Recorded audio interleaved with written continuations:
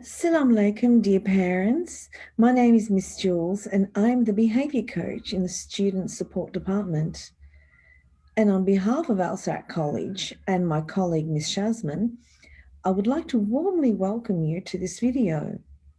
And today it is my pleasure to talk to you about the importance of well-being during one of the most important transitions in your child's life. And that is starting primary school. So, parents, why is well-being so important for your child, especially during this transition period into school? Well, during any transition in your child's life, especially a major milestone such as starting primary school, parents actually have a very critical role to play in supporting their child's social and emotional well-being.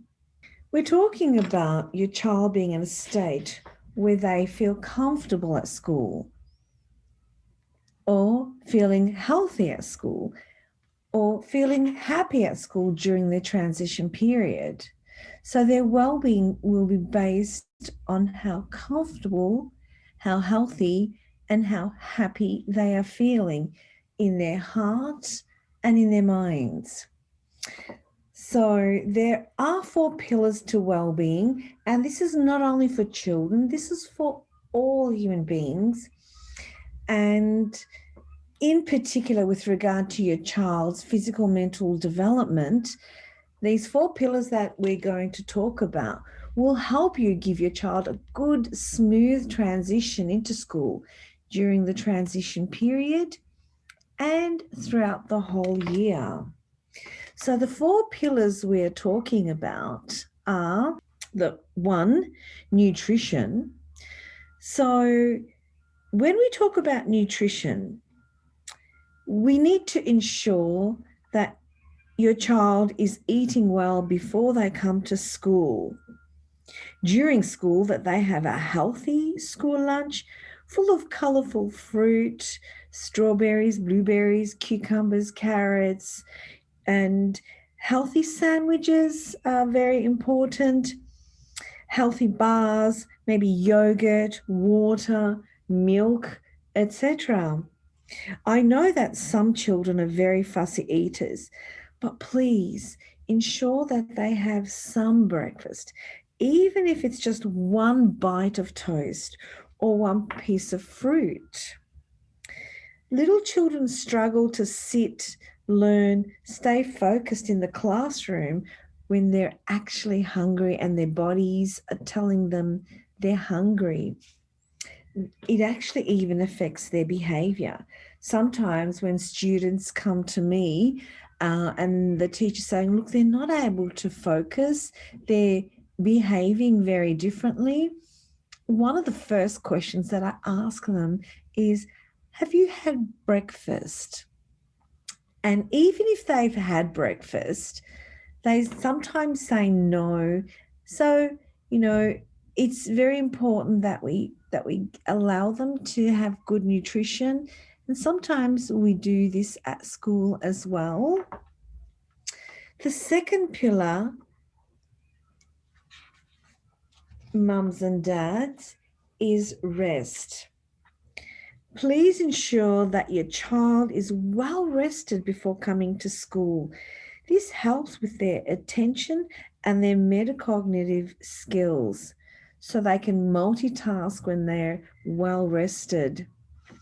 And when they're not rested, it does show in their behaviour because they actually do struggle to sit and stay focused in class. I know sometimes there are many activities that the children need to do after school. Please, whatever activities you do after school with your family, just ensure that they get enough rest for the next day at school. Play. This is a very important pillar. Children need to be getting enough outdoor activity and exercise because what they're actually doing is the social interaction of playing, taking turns in games, and learning that losing a game is okay.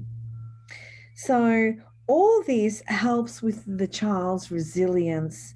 Show your child how to confidently and respectfully communicate their thoughts, feelings, and needs. For example, you know, if they don't want to play a game, let them voice that. I don't want to play that game, it's too dangerous. Let's play a different game instead. Or if you have a child that doesn't like sharing or playing or taking turns, encourage them to do so. Because once they come to school, the children that have the social development of being able to play with other children have a better development process.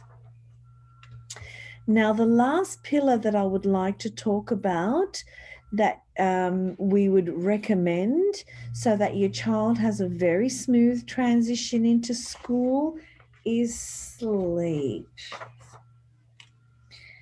Please ensure that your child is sleeping good and they have a good sleeping pattern. This helps your child's development in so many ways, their focus, their behavior, the way they interact with other students, their resilience, the choices they make. They're less distracted. They listen to the better teacher better when they come to school, and they're not tired. Some children actually come and sleep in class, so they actually miss out on parts of the education if this is what your child's going to need at school. Therefore, please, parents, sometimes, children have difficulty falling asleep, but find strategies at home. Learn and educate yourself and your child to ensure they have a good rest, good sleep at home. Most importantly, parents, I do want to finish off by saying encourage discussion with your child, especially about their feelings. Encourage your child to talk about how they're feeling. And when they do, please listen with empathy. Let them feel that they're understood and that they are not alone. Because quite often they feel that people don't care, or they're not listening, or they're not important enough.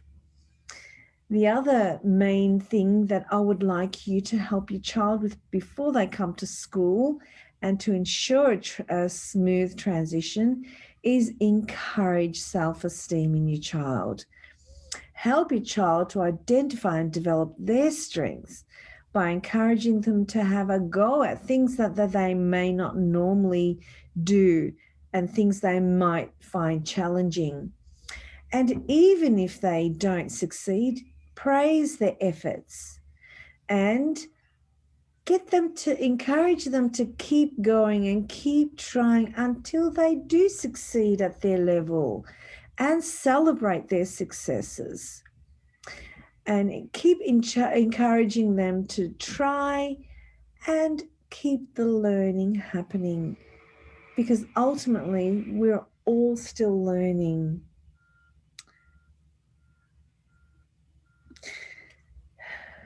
So, dear parents and carers, I would like to thank you for listening to this video. And on behalf of the Student Support Department, I would like to say we are looking forward to seeing your child grow, develop, and flourish in their first year in transition and in their foundation year. So, Assalamu alaikum, and thank you again.